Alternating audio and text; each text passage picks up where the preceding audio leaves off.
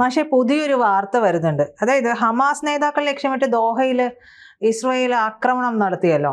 അപ്പോൾ ആ വ്യോമാക്രമണത്തിലുള്ള പ്രതിഷേധം തണുപ്പിക്കാൻ വേണ്ടിയിട്ട് ഖത്തർ പ്രധാനമന്ത്രി ഷെയ്ഖ് മുഹമ്മദ് ബിൻ അബ്ദുൾ റഹ്മാൻ അൽ താനിക്ക് വൈറ്റ് ഹൗസിൽ വിരുന്നൊരുക്കി. അതായത് നമ്മുടെ സാക്ഷാൽ ട്രംപ്. ഈ ട്രംപിൻ്റെ ഇടങ്കോലിടുന്ന പരിപാടി എന്ന് പറഞ്ഞു കഴിഞ്ഞാൽ ഇത്രയും നമുക്ക് പറയാനായിട്ട് വാക്കുകളില്ല. പക്ഷേ ഈ മനുഷ്യനെ എന്തോ പറയും. തീർച്ചയായിട്ടും ഈ അൽത്താനിക്ക് വൈറ്റ് ഹൗസിൽ വിരുന്ന് കൊടുത്തു എന്ന് പറഞ്ഞാൽ അതിന് ഒരുപാട് അർത്ഥങ്ങളുണ്ട് കേട്ടോ. പക്ഷെ ട്രംപ് ആയതുകൊണ്ട് അതിൽ ഏതർത്ഥത്തിലാണ് എടുക്കേണ്ടത് നമുക്ക് തന്നെ പറയാൻ പറ്റില്ല. അദ്ദേഹത്തിന് തന്നെ പറയാൻ പറ്റുമോ എന്ന് എനിക്ക് സംശയമാണ്. അദ്ദേഹം ഇപ്പോൾ തോന്നിയത് പറയുകയും തോന്നിയത് ചെയ്യുകയും ചെയ്യുന്ന ഒരാളാണ്. ഒരർത്ഥം കൃത്യമായി വന്ന് ഖത്തർ പ്രധാനമന്ത്രി വന്ന് അമേരിക്കൻ പ്രസിഡന്റിനെ മധ്യസ്ഥനാക്കി വെച്ച് കാല് പിടിച്ച് ഇസ്രായേലിനോട് ഈ നിർത്താൻ പറയണേ, ഈ പണി ഞങ്ങളെ കൊണ്ട് തിരിച്ചടിക്കാനാവില്ല എന്ന് പറയാനാവാം. ഖത്തറിനെ കൊണ്ട് അത് അങ്ങനെ ആവാം. ഈ രണ്ടാമത്തെ ഒരു വഴിയുള്ളത്, ഇപ്പോൾ ഖത്തറിനെ ആക്രമിച്ചത് അമേരിക്കയുടെ അറിവോടുകൂടിയാണ് എന്ന് ഓർമ്മയില്ലേ? അമേരിക്കയുടെ അറിവോടുകൂടിയാണ് ഇസ്രായേൽ ഖത്തറിനെ ആക്രമിച്ചത് എന്നൊരു സ്റ്റോറി ആദ്യമേ വന്നിരുന്നു, എന്നൊരു നറേറ്റീവ്. അത് അമേരിക്കൻ പ്രസിഡന്റ് നിഷേധിച്ചില്ല, പക്ഷേ ഇസ്രായേൽ നിഷേധിച്ചു. ഞങ്ങൾക്ക് വേണ്ടി ഞങ്ങൾ ആലോചിച്ചതാണ്, ഞങ്ങൾ പ്ലാൻ ചെയ്തതാണ്, ഞങ്ങൾ നടപ്പാക്കിയതാണ്. അപ്പോഴും അമേരിക്കൻ പ്രസിഡന്റ് ഔട്ടായി, ചിത്രത്തിൽ നിന്ന് ഔട്ടായി. ഈ സമയത്ത് ഖത്തർ പ്രധാനമന്ത്രി അൽത്താനി, ഖത്തർ പ്രധാനമന്ത്രി അൽത്താനിയെ വൈറ്റ് ഹൗസിലേക്ക് വിളിച്ച് വിരുന്ന് കൊടുക്കുന്നു എന്ന് പറഞ്ഞാൽ എന്താ അതിൻ്റെ അർത്ഥം? ഇസ്രായേലിനെ ചെറുക്കാൻ ഖത്തറിൻ്റെ കൂടെ ഞാനും ഉണ്ട് എന്നൊരു മെസ്സേജ് ട്രംപ് കൊടുക്കുന്നെങ്കിലോ? കാരണം ഇപ്പോഴത്തെ സാഹചര്യത്തിൽ അത് പ്രതീക്ഷിക്കണം. കാരണം ട്രംപിന് എന്നും ഹമാസിൻ്റെ ആക്രമണം ഇസ്രായേൽ നടന്ന കാലം തൊട്ട് ഈ ഒത്തുതീർപ്പ് ചർച്ച എന്ന് വെച്ചാൽ സമാധാന കരാർ, വെടിനിർത്തൽ ചർച്ച ആരംഭിച്ചിരുന്നു ദോഹയിൽ. ആ ദോഹ ചർച്ചയുടെ മുഴുവൻ പ്ലാനും എസ്റ്റിമേറ്റും എന്ന് പറഞ്ഞ പോലെ ഡിസൈൻ മുഴുവൻ തയ്യാറാക്കിയത് വിറ്റ്കോഫാണ്. അമേരിക്കയുടെ വിറ്റ്കോഫിൽ പങ്കെടുത്തിട്ടുണ്ട്. വിറ്റ്കോഫിൻ്റെതാണ് പദ്ധതി. അപ്പോൾ വിറ്റ്കോഫ് ഒരുക്കിയ ഒരു ടേബിളിൻ്റെ ചുറ്റും ഇങ്ങനെ ഇരുന്ന് കൊടുക്കുകയായിരുന്നു ഇവരൊക്കെ. അതിൽ വേറൊരു അജണ്ടയും കൂടിയുണ്ട്. ഖത്തറിന് വേറൊരു അജണ്ട ഉണ്ടായിരുന്നു. ഈ ഹമാസ് നേതാക്കന്മാരെന്നും ഖത്തറിൻ്റെ സംരക്ഷണയിൽ കഴിഞ്ഞവരാണ്. അവരെ ഏത് സമയത്തും ഇസ്രായേൽ തട്ടിക്കളയും. അവർക്ക് സുരക്ഷിതമായ ഒരു ഇടത്തിൽ അവരെ ഒളിപ്പിക്കുക എന്നുള്ളതായിരുന്നു ആ ചർച്ചകളുടെ ഒരു കാര്യം. കാരണം എന്താണെന്ന് വെച്ചാൽ ഇസ്രായേൽ ഹമാസിനെ ലോകമെങ്ങും തെരഞ്ഞുപിടിച്ച് ആക്രമിക്കുന്ന സമയത്ത്, ഇറാനെ പോലും ആക്രമിച്ച സമയത്ത് ഈ ഹമാസ് നേതാക്കളെയും തട്ടും. പക്ഷേ ഖത്തറിലായതുകൊണ്ട് മടിച്ച് നിന്നതാണ്. കാരണം അറബ് ലോകവുമായിട്ട് ഇസ്രായേലിന് ഇപ്പോൾ വലിയ കലഹങ്ങളില്ല. ഒരു അറബ് രാജ്യവും ഇസ്രായേലിനെ നേരിട്ട് ആക്രമിക്കാൻ ചെന്നിട്ടില്ല. ഇറാൻ മാത്രമാണ് ഷിയ പൊളിറ്റിക്സിൻ്റെ പേരിൽ ഇസ്രായേലിനെ ആക്രമിച്ചത്.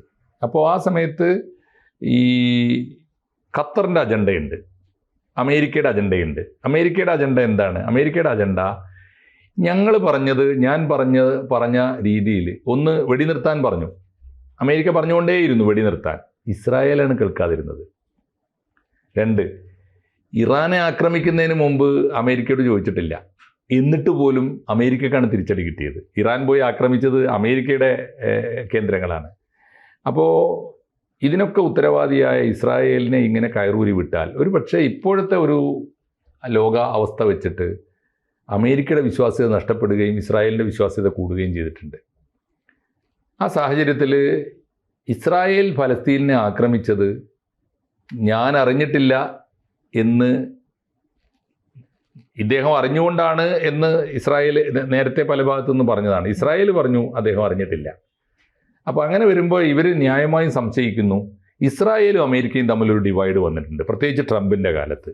ആ ഡിവൈഡ് മുതലെടുക്കാമെന്നും ഇസ്രായേലിനെതിരായി ഏറ്റവും ചുരുങ്ങിയത് ഇനിയൊരു ആക്രമണം ഇല്ലാതെ, കാരണം ഖത്തർ ഏറ്റവും കൂടുതൽ കച്ചവടത്തെ പ്രോത്സാഹിപ്പിക്കുന്ന രാജ്യമാണ്. ലോകത്തിലെങ്ങുമുള്ള കച്ചവടക്കാർ അവിടെയുണ്ട്. വ്യാപാരം കൊണ്ട് വളർന്ന ഒരു അറബ് രാജ്യമാണ്.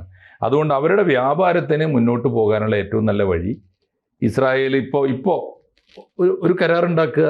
ഈ ഹമാസ് നേതാക്കളിൽ 2 പേര് കൊല്ലപ്പെട്ടു എന്ന് പറയുന്നുണ്ട്. 5 നേതാക്കളാണ് അവർക്കുള്ളത്.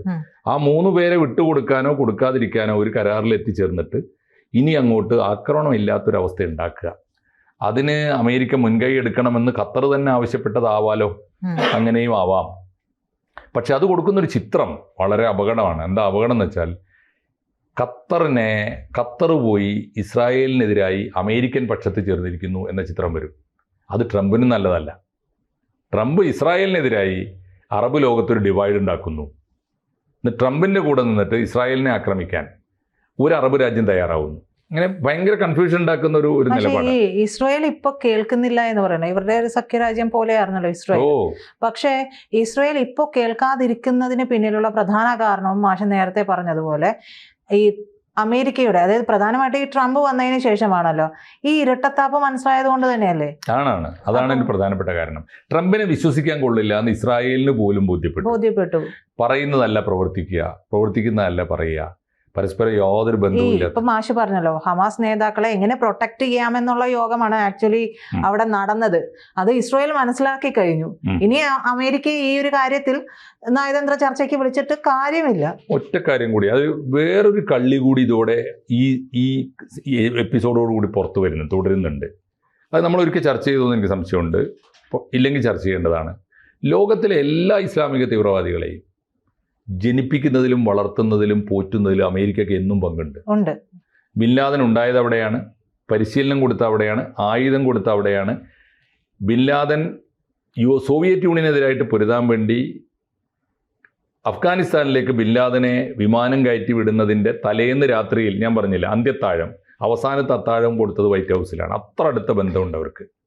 പിന്നെ സോവിയറ്റ് യൂണിയനെ തീർക്കുക എന്ന അജണ്ട പൂർത്തിയായി കഴിഞ്ഞപ്പോൾ അഫ്ഗാനും വേണ്ട, ജിഹാദും വേണ്ട, ബിൻ ലാദനും വേണ്ട എന്ന അവസ്ഥ വന്നു. കാരണം അന്നേരത്തെ ബിൻ ലാദൻ അമേരിക്കക്കെതിരെ കഴിഞ്ഞ ദിവസം നമ്മൾ സംസാരിച്ച സൃഷ്ടി സ്ഥിതി സംഹാരം അത് തന്നെ. അപ്പോൾ എന്തായെന്ന് വെച്ചാൽ ബിൻ ലാദൻ അമേരിക്കക്കെതിരെ തിരിഞ്ഞു, പെൻറ്റഗൺ ആക്രമിച്ചു. അതാണല്ലോ ഉണ്ടായത്, നമ്മൾ കണ്ടതാണ്. പിന്നെ അമേരിക്കയുടെ ഒരു ഗതികേട് ഞാൻ പറയാം. അമേരിക്ക സ്വന്തം ഗർഭത്തിൽ വളർത്തിയെടുത്ത് വമ്പന്മാരാക്കി തീർത്ത നല്ലതോ ചീത്തയോ ആയ എല്ലാ ശക്തികളും അധികം വൈകാതെ അവർക്കെതിരെ വന്നിട്ടുണ്ട്. ആണ് ഏറ്റവും പ്രധാനപ്പെട്ട കാര്യം. ഞാനിപ്പോൾ ഏറ്റവും പുതിയ 2 ഉദാഹരണങ്ങളിൽ ഒന്ന് ഇസ്രായേലാണ്. ഇസ്രായേലിന് എണീറ്റ് നിൽക്കാൻ ശേഷിയില്ലാത്തൊരു കുഞ്ഞായിരുന്ന കാലത്ത് അമേരിക്കയാണ് പോറ്റിയത്, അമേരിക്കയാണ് സംരക്ഷിച്ചത്, ഒക്കെ ശരിയാണ്. പക്ഷേ ഇന്ന് അമേരിക്കക്ക് ഏറ്റവും വലിയ വെല്ലുവിളി ഉയർത്തുന്ന രാജ്യമായി ഇസ്രായേൽ മാറിയിട്ടുണ്ട്. രണ്ടാമത്തെ ഉദാഹരണം കൂടി ഓർത്തോളൂ. അമേരിക്ക ബോംബിട്ട് തകർത്ത് നശിപ്പിച്ച രാജ്യമല്ലേ ജപ്പാൻ?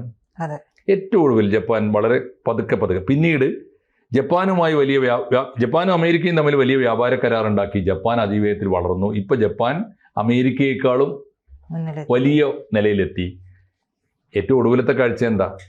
റഷ്യൻ പ്രസിഡന്റ്, ഇന്ത്യൻ പ്രധാനമന്ത്രി, ചൈനീസ് പ്രധാനമന്ത്രി ഒക്കെ കരാറുണ്ടാക്കാൻ പോകുന്ന ആരുമായിട്ടാ? ജപ്പാനുമായിട്ടാ. അമേരിക്കക്കെതിരായി രൂപം കൊള്ളുന്ന ആഗോള കരാറിൻ്റെ ഭാഗമായി ജപ്പാനും വന്നിരിക്കുന്നു.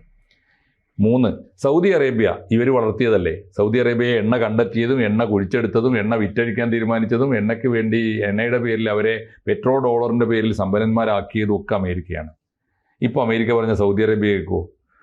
ആകെ കേൾക്കുന്നത് ഇവർ തമ്മിലുള്ള ഈ നിർമ്മാണ കരാറ് പാലിക്കുന്നു. കാരണം അത് ഇസ്രായേലിനും ആവശ്യമുണ്ട്, ഇസ്രായേലിൻ്റെ ഇൻ്റലിജൻസ് അവർക്ക് ആവശ്യമുണ്ട്, സ്പൈ വർക്കിന് വേണ്ടി ഉപയോഗിക്കുന്നു എന്നുള്ളതല്ലാതെ. അപ്പോൾ ഈ അമേരിക്കയുടെ ഒരു ഗതികേടാണത്. അത് ഒന്നാമത് ഈ പറഞ്ഞ സംഭവം കൊണ്ടാണ്, അമേരിക്കയുടെ ഈ അന്തസ്സ് കേട് കൊണ്ടാണ്, വിശ്വസിക്കാൻ കൊള്ളാത്തത് കൊണ്ടാണ്. അതിൻ്റെ ഒരു കാര്യം അതാണ്. നമ്മളെപ്പോഴും പറയുന്നൊരു ഉദാഹരണം ഉണ്ടല്ലോ, ഈ കുടിയേറ്റക്കാരുണ്ടാക്കിയ നാട് കുടിയേറ്റക്കാർക്കെതിരായി തിരിഞ്ഞാൽ എങ്ങനെ ഉണ്ടാവും?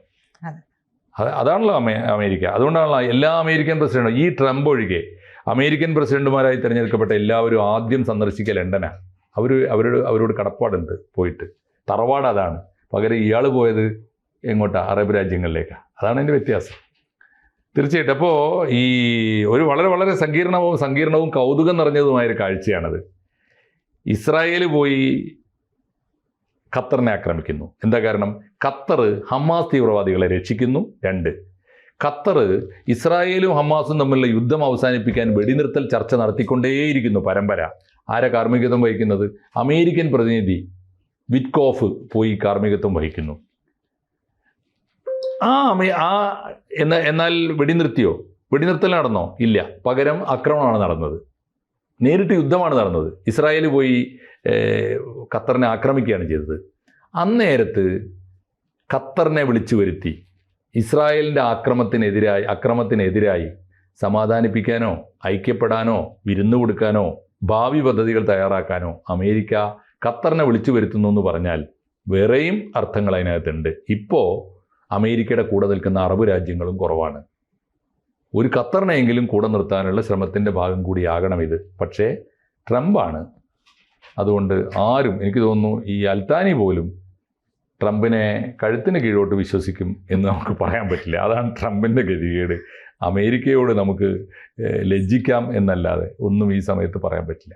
കൂടുതൽ വാർത്തകളും വിശേഷങ്ങളും നിങ്ങളിലേക്ക് എത്താൻ ABC മലയാളം സബ്സ്ക്രൈബ് ചെയ്യുക, ബെൽ ബട്ടണും അമർത്തുക.